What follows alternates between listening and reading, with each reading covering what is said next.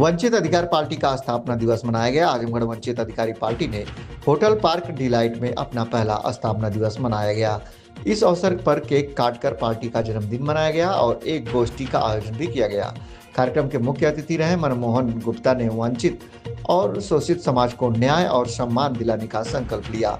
राष्ट्रीय उपाध्यक्ष professor doctor Shobhnath Gupta ने कहा कि समाज की उपेक्षा अब बर्दाश्त नहीं होगी। प्रदेश अध्यक्ष मनोज पांडे ने जल्द ही 1000 गाड़ियों के काफिले के साथ जनपद में जागरूकता रैली निकालने की घोषणा की। जिला अध्यक्ष भरत मदेसिया ने कहा कि देश में युवाओं को भी भागीदारी किसी भी पार्टी में नहीं है। हमारी पार्टी सभी युवा भाइयों एवं बहनों से अनुरोध है कि पार्टी से जुड़े सबको उनका हक और हिस्सेदारी हमारी पार्टी दिलाएगी। सही बात तो यह है कि वंचित अधिकार पार्टी में सबका साथ सबका विकास है। राष्ट्रीय अध्यक्ष रामविलास साहू ने पंचायत और 2027 के विधानसभा चुनाव में सभी सीटों पर चुनाव लड़ने का ऐलान किया। कार्यक्रम में अमरेश निषाद, नितलेश गुप्ता, मोनिका सिंह सहित सैकड़ों कार्यकर्ता मौजूद रहे। अभिनंदन, हार्दिक बंधन। आज का जो कार्यक्रम है, हम लोगों ने अपने प्रमुख कार्यकर्ताओं को बुलाया था।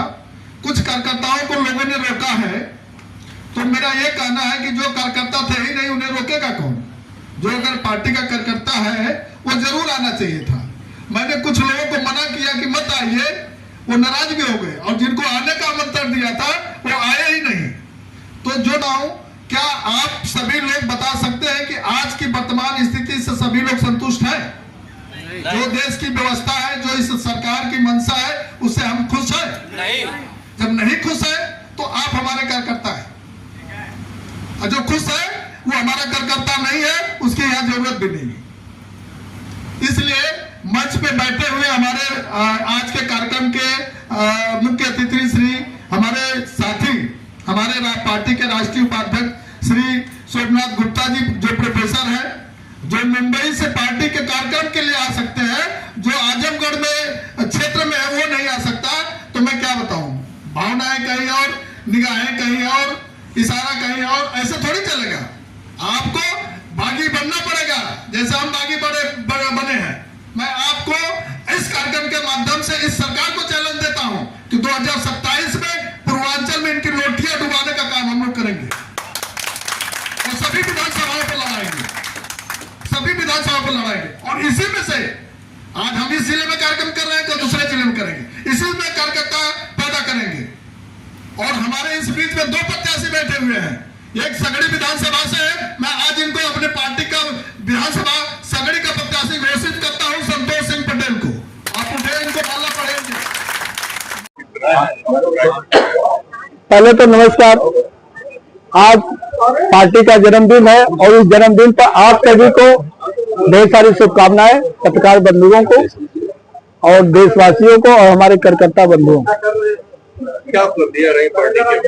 पार्टी 1 साल जो पार्टी का सिंबल मिला हो, पार्टी को जो रजिस्ट्रेशन हुआ है और रजिस्ट्रेशन के बाद जो पार्टी का दर्जा मिला हुआ है, उस हिसाब से 1 वर्ष हुआ। हमारी पार्टी तो 3 साल से काम कर रही है, लेकिन जो पार्टी को रजिस्टर्ड होने का जो दर्जा मिला है वो 1 वर्ष हुआ, आज पूरा हुआ। जो 27 मार्च 2024 को हम प्राप्त किए थे, और संयोग से हम लोग लोकसभा में पार्टिसिपेट नहीं कर पाए। इस बार पंचायत के चुनाव में, विधानसभा के चुनाव में पूर्ण रूप से पूरे पूर्वांचल में और पूरे आजमगढ़ में हम अपनी पार्टी से कैंडिडेट को लड़ाएंगे। उपलब्धियां क्या रही है? और बात की जाए अगर सामाजिक मुद्दों की, तो क्या मतलब सामाजिक मुद्दों पे क्या बात करें? आप का जैसे जो सरकार इस समय व्यवस्था में है, पूरी देश की 90% जनता त्राहिमाम कर रही है। सब लोग पीड़ित है, न तो रोजगार है, न तो उनको व्यवसाय है, और भ्रष्टाचार के ऊपर ये सरकार आई थी। आज भ्रष्टाचार चरम पे है कि नहीं, आप लोग समझ सकते हैं अच्छी तरीके से।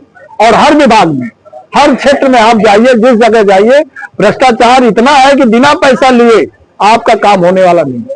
अगर आप ज्यादा बात करेंगे तो आपको धक्के देके ऑफिसर से भगाया जाएगा कि बहुत तुम बोल रहे हो, बहुत ये कर रहे हो।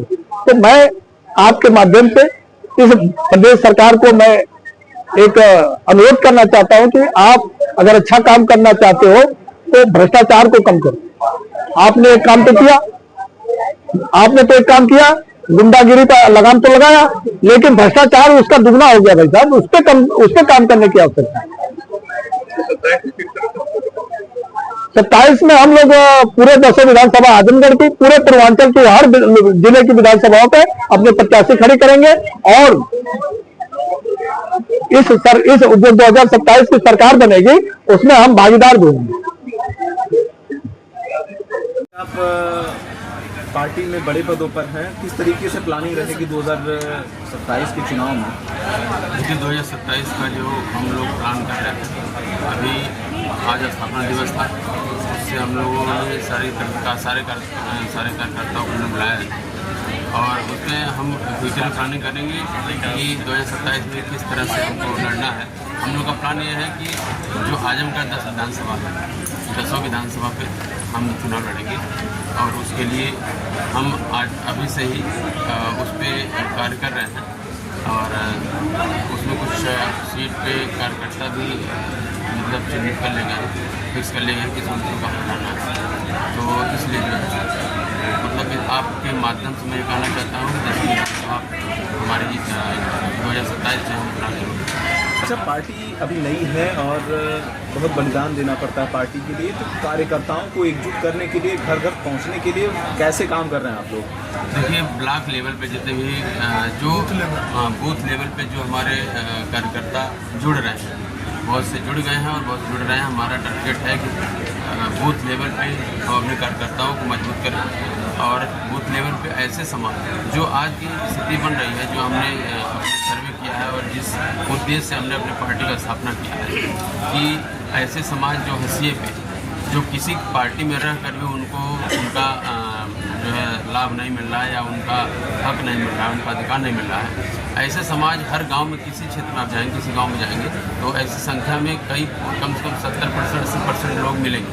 तो हमको हमारा जो टारगेट, हमारा जो लक्ष्य है, ऐसे समाज को जोड़ना जो अपने अधिकार से वंचित हैं, चाहे किसी भी धर्म के हो, किसी समाज से हो, किसी जाति के हो, हमको सारे लोगों को जोड़ना है और उनको मिलाकर एक संगठन तैयार करना है और उस संगठन के माध्यम से है हम 2027 के चुनाव ताकत के साथ जोड़ेंगे। अच्छा, आपकी पार्टी का नाम शुरुआत में वंचित क्यों दिया गया है? इस सब वंचित इसलिए दिया गया है, आपको बात मैं बताना चाहूँगा, हमारी पार्टी का नाम वंचित क्यों रखा गया?